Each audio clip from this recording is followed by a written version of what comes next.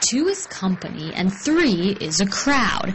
Maybe that's why presidential nominees Chuck Baldwin and Ralph Nader were not invited to debate Barack Obama and John McCain.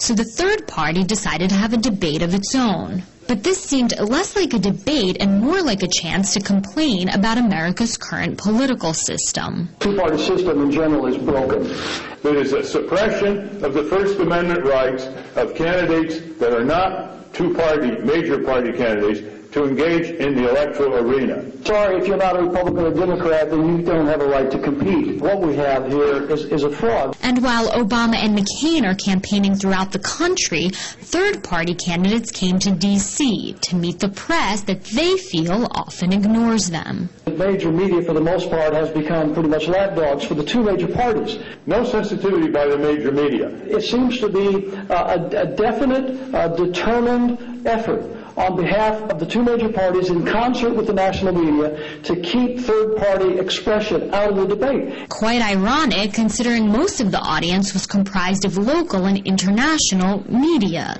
So what really separates these two candidates from their major opponents? We believe we should subordinate corporate power to the sovereignty of the American people as reflected in our Constitution. I am a constitutionalist, and I believe that Barack Obama and John McCain are globalists. If the Republicans and Democrats don't shape up, they're going to have to ship out. They are one corporate party with two heads wearing different makeup. Supporters seem to agree. The other parties have now become just sound bites, and they become just institutions to stay in office and to maintain their power. And there's other people out there with ideas. But perhaps there was a bit too much wishful thinking. If I were President of the United States, when Chuck Baldwin becomes President of the United States, I think the mood of the people is ready for a third party. The debates were held next to the Freedom Room, the Independence Room, the Democracy Room.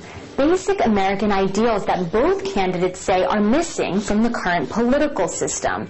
Now, whether or not these candidates truly impact the upcoming election is ultimately up to the American people.